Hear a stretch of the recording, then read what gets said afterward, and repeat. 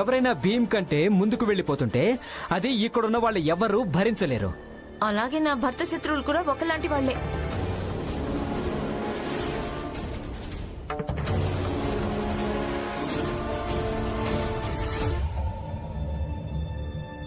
నా భర్త తనను తాను ఎప్పుడు గొప్పగా అనుకోరు. ఆయన ఎప్పుడు వ్యక్తి కంటే ఎక్కువగా సమాజాన్ని గొప్ప అనుకుంటారు. తనకు సమాజ అభివృద్ధి గురించి బెంగ ఉంటుంది. ఆయనిలా చేతిలో మిఠాయి డబ్బా పట్టుకుని మిగిలిన వాళ్ళకంటే తనే గొప్పని ఎప్పుడూ ఎగిరి పడరు. ఆయన పోరాటం చేస్తారు. ప్రతి ఒక్కరి పళ్ళెంలో ఆకలిని తీర్చడం కోసం రొట్టెలు ఉండాలని.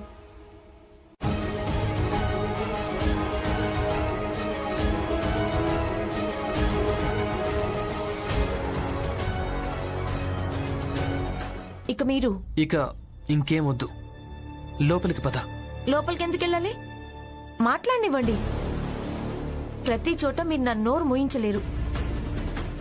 వీళ్ళు నోటికి ఏమనిపిస్తే అలా మీకు వ్యతిరేకంగా మాట్లాడడానికి వీల్లేదు. మీరెవరిని ఒక్క మాట కూడా అనరుగా. ఇలా మౌనంగా నేనుండలేను. నేను మాట్లాడతాను.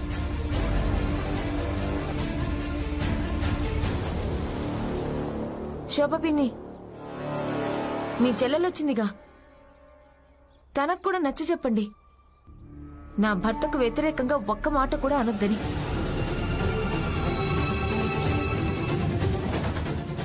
ఈ రోజు నేను హద్దులో ఉండి తననేమీ అనలేకపోయాను. కానీ ప్రతిసారి అలా జరగదు. రమ్మక్క,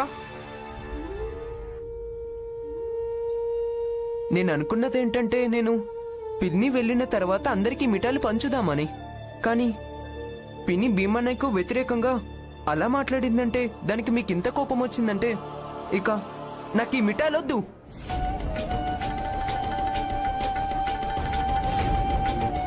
దీపక్, ఎందుకు ఇలా చేశావు?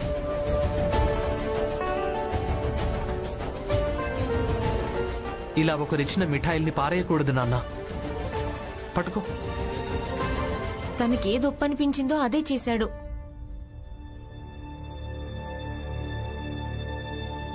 ఇక నాకు తెలిసి దాన్ని కూడా గౌరవించడం మంచిది.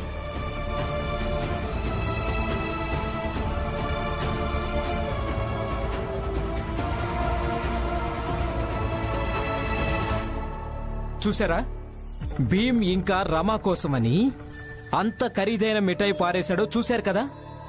ఇక ఈ విషయాన్ని నువ్వు అర్థం చేసుకోవడం లేదు. ఇప్పుడు ఈ భీమ్ ఇంకా రమా ఇద్దరు నీ ఇంటికే నష్టం కలిగించడం మొదలు పెట్టేశారు. కానీ వీటన్నిటి వల్ల వాడేం పొందగలిగాడు? ఏమీ లేదు. అలాగే తను ఆర్తి ఉంది కదా, తన బతికే పద్ధతిని చూడు. ఉన్నవాళ్ల సాన్నిధ్యంలో ఎప్పుడూ ఉంటుంది. ఇక నువ్వే ఆలోచించు, వాళ్లకు వివరించు. ఎవరి మార్గం స్పష్టంగా ఉందో, అలాగే ఎందులో ఎక్కువ ప్రయోజనం ఉందో. జోకు, ఆ ఆర్తి అనే పేరుగల రేఖను ఎంతగా పెద్దగా గీయాలంటే దాని ముందు భీమ్రావ్ అనే పేరుగల రేఖ ఎప్పటికీ శాశ్వతంగా చెరిగిపోవాలి. ఇక ఈ పని నువ్వు, జనార్దన్, హితేష్ మీరు కలిసి చేయాల్సి ఉంటుంది. మేమిద్దరు ఎలా అయ్యగారు? కంగారు పడకు.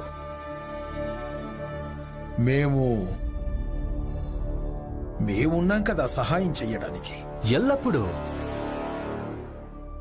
ఏమైంది? ఇప్పుడైనా అర్థమైంది కదా? అయింది బాబు గారు, అర్థమైంది. ఇప్పుడు ఏం చేయాలంటే, ఆ భీమ్రావ్ తనని తాను నాయకుడని, మహానాయకుడని రుజువు చేయడంలో పడిపోయాడు. తన ముందు ఆర్తిని నాయకి, అలాగే మహానాయకి అని రుజువు చేయాలి. శభాష్. సరే అయ్యగారు, ఇక నేను వెళ్తాను.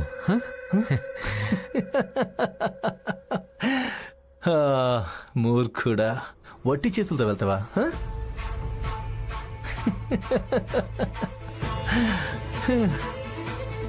ఇదిగో,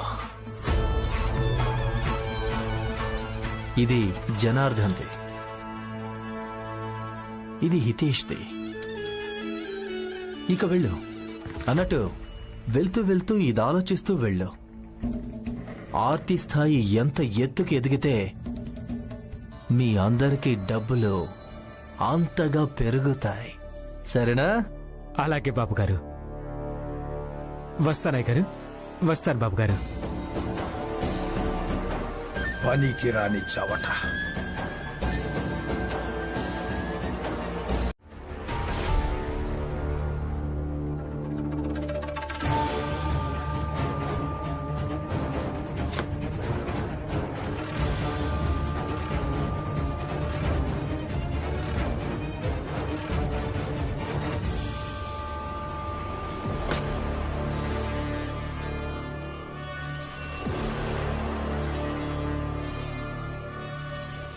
గీసినటువంటి ఈ రేఖలు కళ్ళారా చూశారు కదా.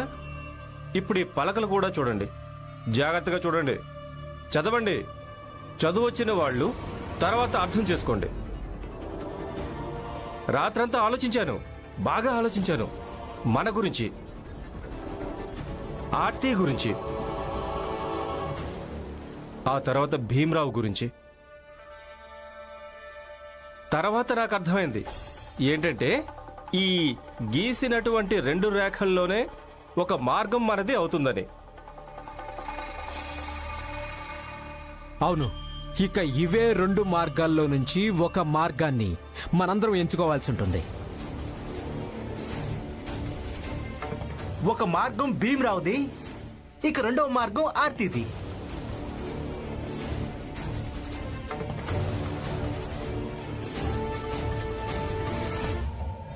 జోకు, జనార్దన్, మీరిద్దరూ ఏం కొత్త నాటకం మొదలు పెట్టారు?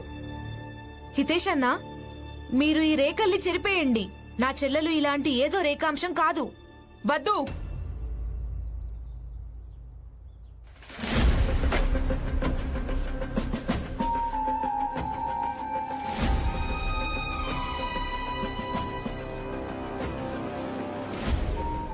రేఖలను చెరిపేయడానికి వీల్లేదు. ఎలా ఉన్నాయో అలాగే ఉండని.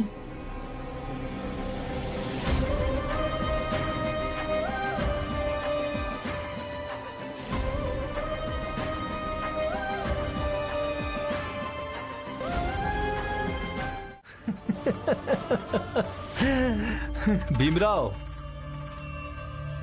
చిన్నపాటి విరామం తీసుకుందాం. ఆ విరామం తర్వాత మేమందరం కలిసికట్టుగా నీకు వివరిస్తాం. వీళ్ళంతా నీకేం చెప్పాలనుకుంటున్నారు, సరేనా? అలాగే నరోత్తమ్ జోషి గారు, ఈరోజు నాకు చాలా సంతోషంగా ఉంది. మీరు మా జాతికి చెందిన వాళ్ల కోసం కలిసి కట్టుగా అనే పదాన్ని ప్రయోగించారు. చాలా ఆనందంగా ఉంది. చిన్నపాటి విరామం తీసుకుందాం. ఆ విరామం తర్వాత మేమందరం కలిసికట్టుగా నీకు వివరిస్తాం. వీళ్ళంతా నీకేం చెప్పాలనుకున్నారు. విరామం తర్వాతే కలుద్దాం.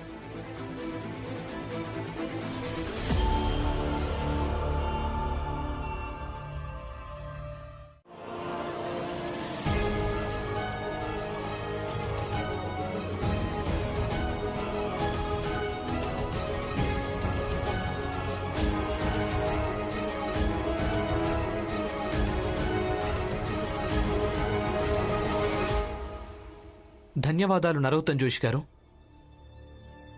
హితేష్ బాబాయ్, మీకు కూడా చాలా చాలా ధన్యవాదాలు.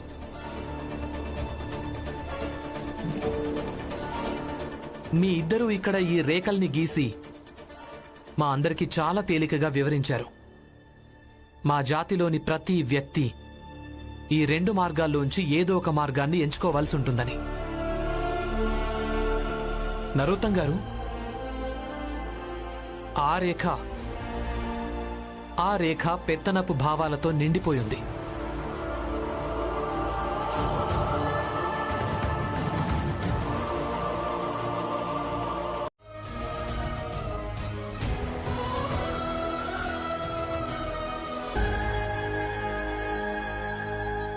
అన్నింటికంటే ఎక్కువ కష్టం ఏంటి అంటే ఈ రేఖ మీద నడవటం.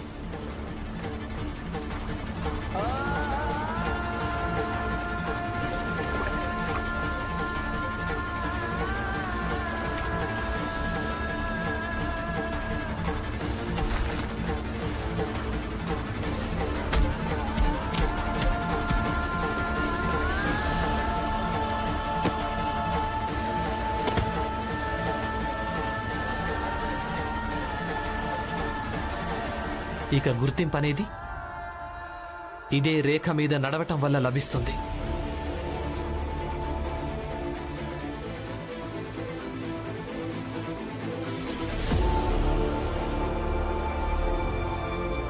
జాతి పేరుతో కట్టేసిన ప్రతి గొలుసు ఈ రేఖ మీద నడవటం వల్లనే తెగిపోతుంది.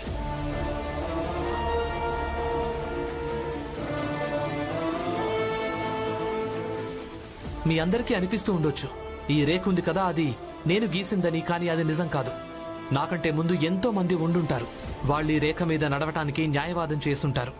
అలాగే నా తర్వాత కూడా ఎంతో మంది జన్మిస్తారు. వాళ్ళు ఈ రేఖ మీద నడవటానికి న్యాయవాదం తప్పకుండా చేస్తారు.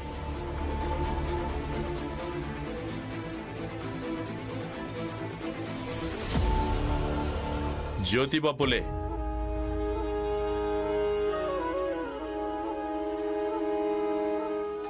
జ్యోతిబా పూలే ఇదే రేఖ మీద నడవడం గురించి మాట్లాడేవాళ్ళు. ఏ ధర్మమైనా ఎలాంటి వ్యక్తినైనా చదువుకోవడానికి అలాగే జ్ఞానాన్ని పొందడానికి తనను వంచలేదు. సత్యం ఏమిటంటే శాస్త్రాల గురించి ఉదాహరణలు చెప్పే వీళ్ళంతా చదువుని ఒక ప్రత్యేక వర్గం వరకే పరిమితం చేయడానికి సామాజికంగా కుట్ర చేస్తున్నారు.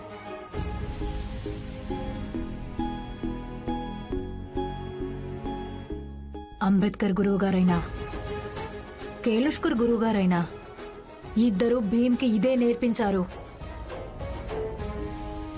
నా ఈ శిష్యుడు భీమ్రావు ఉన్నాడు కదా, ఏదో ఒకరోజు తను మీ నమ్మకాలన్నిటినీ భస్మం చేసేస్తాడు. నువ్వు నీ పోరాటాన్ని ఇలాగే కొనసాగించు. చూస్తుండు, ఒకరోజు నువ్వు ఖచ్చితంగా సఫలమవుతావు.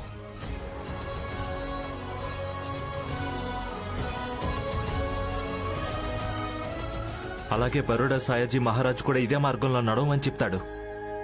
నేనొక రాజుని. ఒకరి జాతి నా దృష్టిలో హద్దుగా మారలేదు. నేను అంటరానితనాన్ని నమ్మను. మీ అందరికీ చెప్పడం నాకు ఆనందంగా ఉంది. నేను భీమ్రావుకి ఏ పరీక్ష అయితే పెట్టానో అందులో తను ఉత్తీర్ణుడయ్యాడు. మీకు గుర్తుందా, నేను చిన్నగా ఉన్నప్పుడు నాకంటే 8 ఇయర్ పెద్దమ్మాయి ఛాలెంజ్ చేసింది. తను నన్ను ఎత్తి కింద పడేస్తుందని. ఇక నేను తనతో పోరాడడానికి వెళ్ళాను. అవును, నాకు మొత్తం గుర్తుంది. తనతో పోట్లాడకుండా నేను నిన్ను ఎలా ఆపానో, ఇక నిన్ను లాక్కుంటూ ఇంటి లోపలికి ఎలా తీసుకొచ్చానో. చాలా సేపటి దాకా ఏడుస్తూ ఉన్నావు. తర్వాత నీకు నువ్వే ఆపేశావు. అక్క, కథ కేవలం అంతే కాదు. నెక్స్ట్ డే నేను దాని ఇంటికి వెళ్ళాను. దాన్ని ఇంట్లో నుంచి బయటికి రమ్మన్నాను. ఇక వీధిలో వాళ్ళందరి ముందు దాన్ని ఎత్తి కింద పడేశాను. అంతే అక్క, నేను చిన్నప్పటి నుంచి అంతే. ఇక రమ కూడా అదే తప్పు అప్పుడు 8 ఇయర్ పెద్దమ్మాయి చేసినట్టుగా చేసింది. ఇక నేను రమాని అందరి ముందు ఎత్తి పడేసేంత వరకు అంతవరకు నాకు మనశ్శాంతి లభించదు. ఇక కావాలంటే మీరు ఎంత చెప్పినా సరే. ఆర్తి, హితేష్ అన్నా, ఆర్తి బయటికి రాగానే అంతా కలిసి తనకు చెప్దాం. మనందరికి కూడా వాళ్ళ సార్ దగ్గర పనిపించమని. ఇప్పుడు మనందరం తనకు పక్కన నిలబడున్నప్పుడు ఈ మాత్రం చేయగలదు కదా. ఇక చూడండి, పని మనిషి అయ్యుండి కూడా ఎంత హోందాగా దర్పంతో ఉంటుందో. ఇక మనందరం పని మనిషి కంటే ఎక్కువ పని చేస్తాం కదా. నిజమే, ఆర్తి కూడా మనలాంటిదే, మన జాతిది. చూడు ఎలా మాట్లాడుతుందో, ఎలా నడుస్తుందో. ఇక తను ఎక్కడ పని చేస్తుందో తను చాలా పెద్ద వ్యక్తి, చాలా గొప్పవాడు. ఇక మనకు కూడా ఏదో ఒక పని ఇప్పించగలదు. అవును. ఇద్దరు నోరు మూసుకోండి. చెరువు తవ్వారో లేదో ఇక మీరు చేపలు పచ్చడానికి బయలుదేరారా? అరే కాస్త ఆగండి, ముందు రానివ్వండి, తర్వాత మాట్లాడదాం.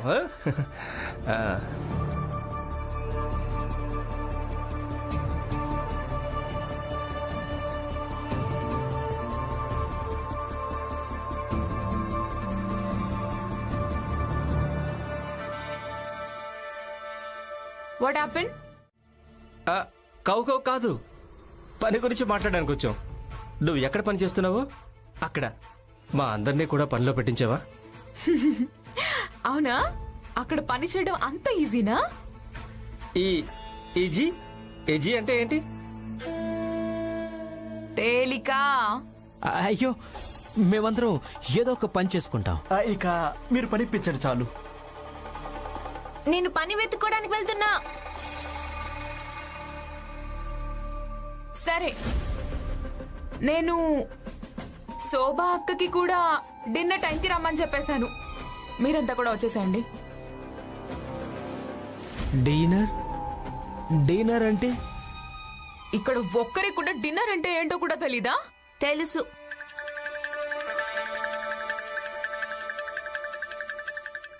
మధ్యాహ్న భోజనాన్ని లంచ్ అంటారు, రాత్రి భోజనాన్ని డిన్నర్ అంటారు.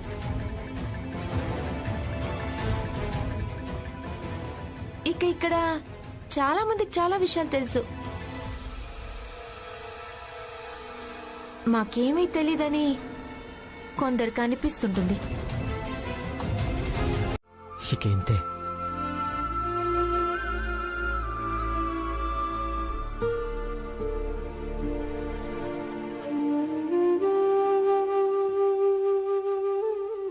బాలా అన్నయ్య,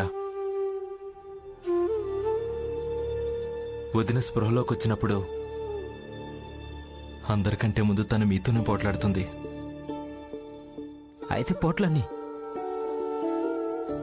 తను ఏం చేస్తూ వచ్చిందో నేను కూడా అదే చేస్తాను. నేను తనతో పోట్లాడతాను. ఇప్పుడు కేవలం తన్నే ప్రేమిస్తానంతే. బాలా అన్నయ్య, మీకు అనిపించడం లేదా ఇవన్నీ జరిగిన తర్వాత వదినకు ఇదంతా తెలిసిందనుకో, మీరు భీమ్కు తోడుగా కాదు జాతిలోని భ్రమపడే వాళ్ళ సమూహంలో ఉన్నారని, అప్పుడు తను ఈ విషయంలో మీతో పోట్లాడదా? తన ఈ విషయంలో మిమ్మల్ని కోపడదా? తను ఈ విషయంలో మిమ్మల్ని ఒప్పించదా? ఒకవేళ మీకు భీమ్ స్వచ్ఛమైన వాడు అనిపిస్తే మీరు తన పక్కన ఎందుకు లేరని. నువ్వన్నది నిజమే ఆనంద్. కరుణ ఖచ్చితంగా ఇలాగే అడుగుతుంది. తర్వాత నేను తనకు చెప్తాను. ఏం చెప్తానంటే తన భర్తలో భీమ్ చూపించిన మార్గంలో నడిచే ధైర్యం లేదని.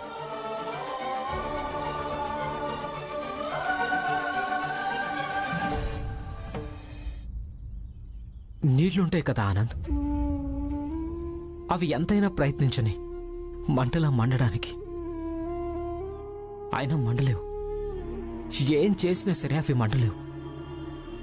ఎందుకంటే అది నీటికుండే స్వభావం. అలాంటిదే నా స్వభావం. ఇది బాల తరరాత. అందుకే భీమ్లా ఎప్పటికీ మారలేకపోయాడు. ఎంత అనుకున్నా సరే.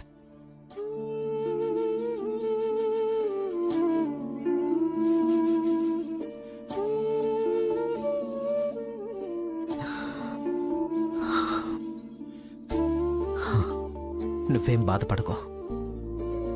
నువ్వు నాకొక పని చేసి పెట్టు. మీ వదిని జాగ్రత్తగా చూసుకో. నేను పని వెతుక్కోవడానికి వెళ్ళాలి. డబ్బులు లేవు. బాలా,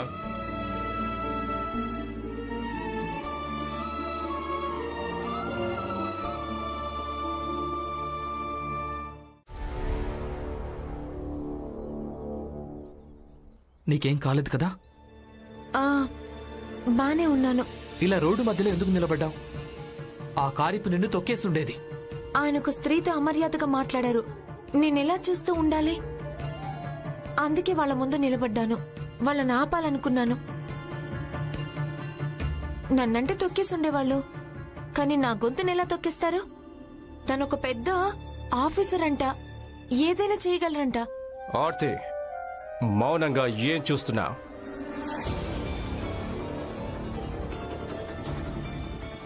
ఇంతకీ పెద్ద ఆఫీసర్ ఎవరు?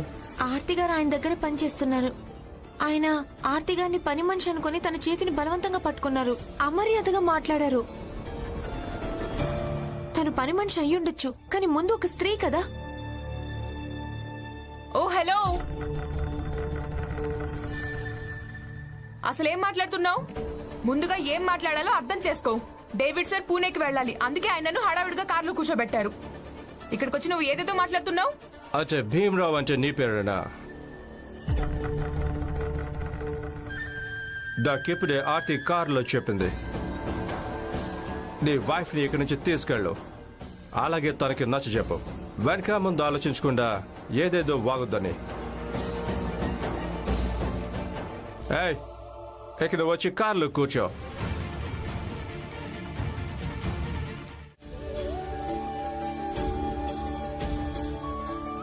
పదండి, నాకిప్పుడు మీ మీద పూర్తి నమ్మకం ఉంది.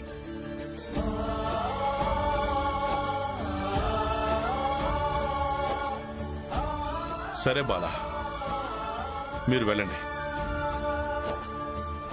కోడల్ని జాగ్రత్తగా చూసుకో. మావయ్య, భీమ్, మీ అందరికీ చాలా చాలా ధన్యవాదాలు. మీరందరూ చాలా సహకరించారు. అలాగే మా బంధానికి ఒక కొత్త రూపాన్నిచ్చారు.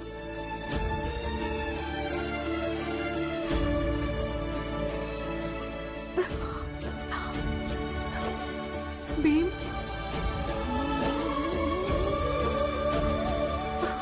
రమా, ధన్యవాదాలు.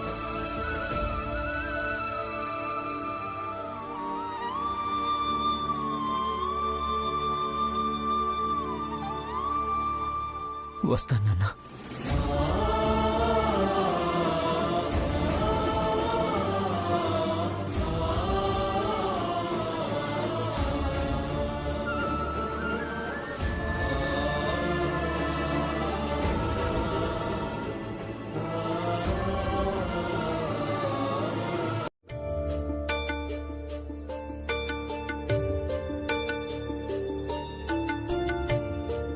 అక్క, మీరు విషయం చెప్పండి. మీరు ఎక్కడ పనిచేస్తున్నారో అక్కడ యజమాని బలవంతంగా మీ చేయి పట్టుకుంటే మీరేం చేస్తారు? చేయి విడిపించుకుంటాను, అయినా వదిలిపెట్టకుంటే వెనక్కి తోసేస్తాను. కానీ ఆర్తి గారు అలా ఏం చెయ్యలేదు కదా? ఏంటి అంటే? చెప్తానక్క, మీరు ఇలా బలవంతంగా తన చేయి పట్టుకొని తీసుకెళ్ళకండి. రమా, నువ్వు వెళ్ళి నీ పని చూసుకో. ముందుగా ఏం మాట్లాడాలో అర్థం చేసుకో. డేవిడ్ సార్ పూణేకి వెళ్ళాలి, అందుకే ఆయనను హడావిడిగా కార్లో కూర్చోబెట్టారు. ఇక్కడికి వచ్చి ఏదేదో మాట్లాడుతున్నావు నువ్వు. దీని గురించి ఒకసారి శోభా పిన్నితో మాట్లాడావా? వాళ్ళు ఉన్నవాళ్ళు. ఇక ఆంగ్లేయ అధికారుల పద్ధతి ప్రవర్తన చాలా భిన్నంగా ఉంటుంది. అది నేనేమన్నానంటే మేం కేవలం కంగారు పడ్డామంతే. మీరేం బెంగపడకండి. తను చేయి పట్టుకోవడం చూస్తే నీకెలా వింతగా అనిపిస్తోందో నేను కూడా ఒకసారి చూశాను. నాకు కూడా వింతగానే అనిపించింది. కానీ తర్వాత ఆర్తియే చెప్పింది ఆ ఆంగ్లేయుల ప్రవర్తన చాలా భిన్నంగా ఉంటుందని. వాళ్ల దృష్టిలో చేయి కలపడం, చేయి పట్టుకోవడం ఇవన్నీ అంత పెద్ద విషయాలేం కాదు. అందుకే ఇంకెప్పుడు ఇలాంటి మాటలు మాట్లాడకండి. ఇక ఇది బస్తీ. ఒకవేళ ఇక్కడ నువ్వు ఒక్క మాట అన్నావనుకో 1000 పుకార్లు సృష్టిస్తారు. నిజానికి వాస్తవం ఇంతే. ఆర్తి అక్కడ పని చేస్తోంది. దాని యజమాని చాలా మంచివాడు, చాలా ప్రేమపూర్వకంగా ప్రవర్తిస్తుంటాడు.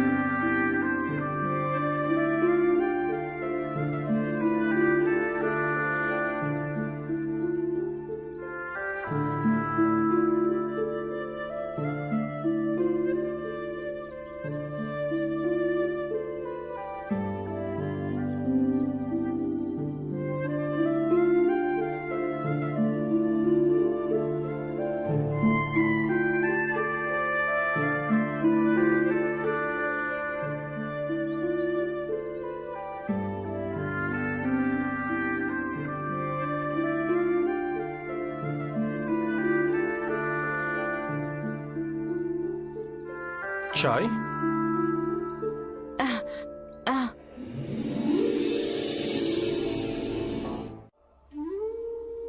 మనం బిడ్డను దత్తత తీసుకునే విషయం గురించి మాట్లాడితే మంచిదనిపిస్తోంది. ప్రత్యేకించి వాళ్ళిద్దరు తప్ప ఇంకెవరు మాట్లాడకూడదు. మనం ప్రయత్నం చేశాంగా, అదే ఎక్కువ. ఇక ఏ నిర్ణయం తీసుకున్నా వాళ్లే తీసుకుంటారు. నువ్వన్నది నిజమే. వాళ్ళేం నిర్ణయించుకున్నా వాళ్ళనే నిర్ణయించుకుని ఇవ్వటం మంచిది.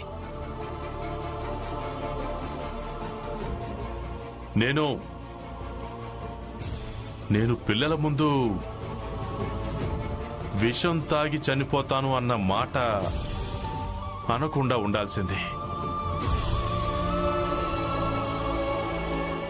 కానీ నా దగ్గర మరో మార్గం ఏమీ లేదు. జిజాబాయి ఎక్కడ వింటుందని. కేవలం వినిపించడం కోసమే పెళ్లి చేసుకున్నారా నన్ను?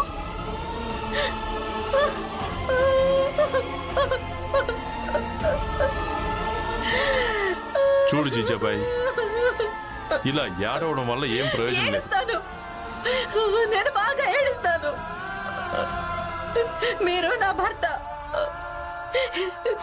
ఇక నా ఎదురుగా అలా విషం తాగడం గురించి మాట్లాడితే నేను ఏడుస్తాను. అవును, నేను చెడ్డదాన్నే, కానీ మీ భార్యను కూడా నేను. ఈ రోజు వరకు మీరు నా ఒక్క కోరిక కూడా ప్రాముఖ్యత ఇవ్వనేలేదు. అయినప్పటికీ మిమ్మల్ని కోల్పోతానన్న భయంతో నేను ఏడుస్తున్నాను. నాకు తెలీదు మీరు నన్ను భార్యగా ఎంతగా అనుకుంటున్నారో ఏమో, కానీ నేను మిమ్మల్ని భర్తగా పూర్తిగా అంగీకరించాను. ఇక అందుకనే మీరెప్పుడెప్పుడు అలాంటి మాటలు మాట్లాడినా అప్పుడప్పుడు నేను ఏడుస్తాను, బాగా ఏడుస్తాను.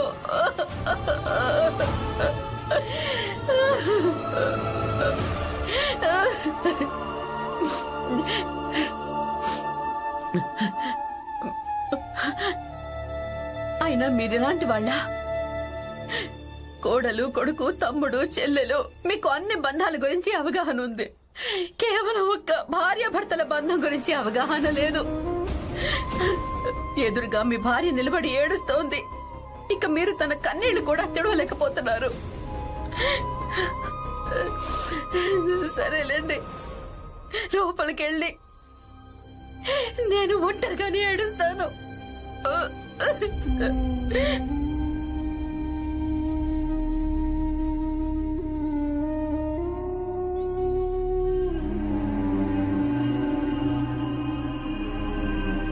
చూడు జీజాబాయి, నేను కూడా నేను నా భార్యగా అనుకుంటాను. ఇక అక్కడ జాతీయ గీత లాంటివి ఏమి ఉండవు. బోల్డ్ ని డబ్బుల్ని సంపాదించుకుంటాం. ఇక చూసి భీమరావు కళ్ళు కుట్టుకుంటాడేమో.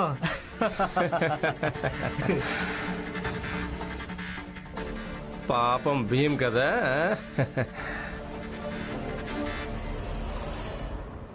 ఆయన ఎందుకు కుళ్ళుకుంటారు? ఆయన ఇదే కోరుకుంటున్నారు, మీరంతా సంతోషంగా ఉండాలి, డబ్బు సంపాదించాలని. అవును,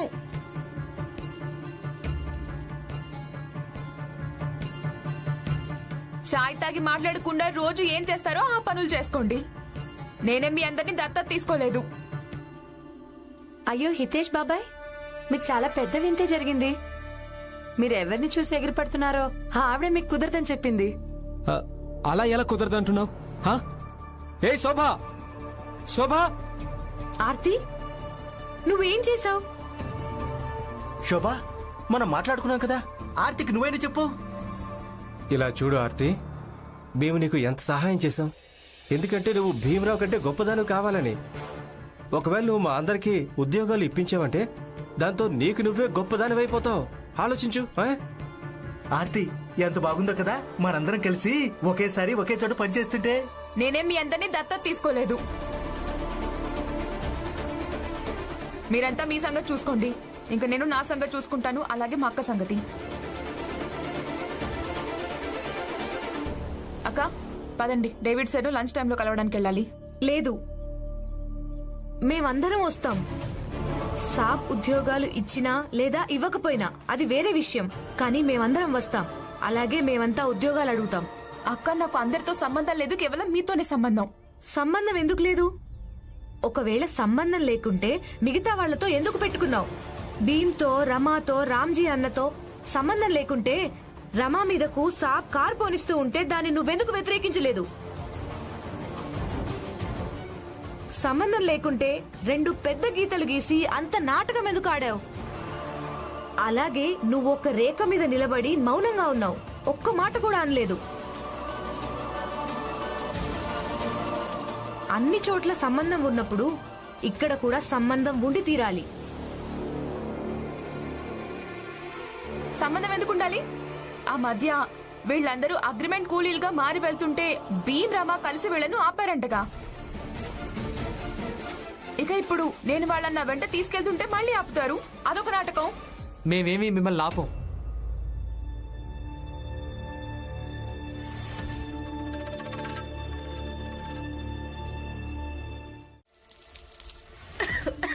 సార్, మట్టి కింద పోసాను.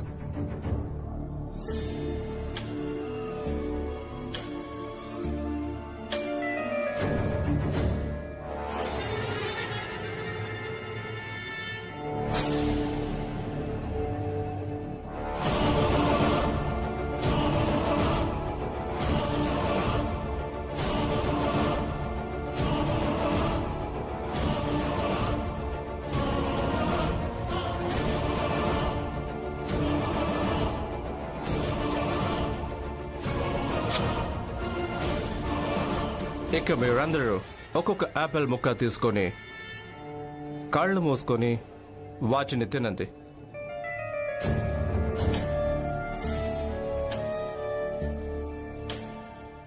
దాంతో మీరందరూ నా దగ్గర ఎంత విశ్వాసం చూపిస్తారో రుజువైపోతుంది. సరే సార్, నేను వెళ్తాను. నేను ఎన్నో ఏళ్ల నుంచి మీ దగ్గర పనిచేస్తున్నాను. నా విశ్వాసం మీద మీకు అసలు అనుమానమే ఉండదు. వద్దు, ఆగు, కూర్చో, కూర్చో. యాపిల్ ముక్క తీసుకొని దాన్ని తిను. చెప్పాడు కదా, నేను జాతి మతాలను పట్టించుకోనని. మీ అందరినీ నేను కేవలం ఇండియన్ అనుకుంటానంతే, కేవలం ఇండియన్. ఇక విశ్వాసాన్ని మళ్ళీ మళ్ళీ రుజువు చేసుకోవాల్సి ఉంటుంది. త్వరగా తీసుకోండి.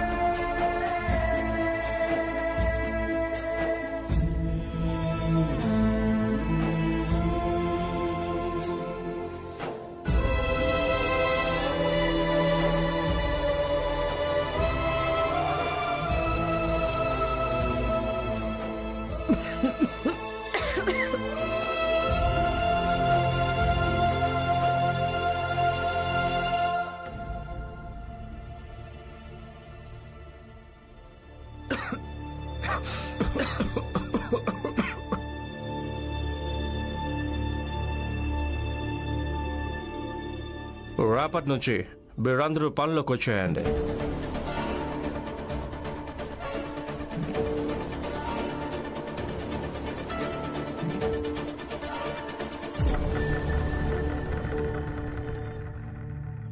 మీరంతా ఎక్కడికి వెళ్ళినా కూడా ఇతరులకు కూడా సమస్యని తీసుకొని వస్తారు. మీకున్న స్తోమతే అంత, మట్టిలోంచి గడ్డి ఏరుకొని తినడం. మీ అందరి కారణంగా నేను కూడా తినాల్సి వచ్చింది.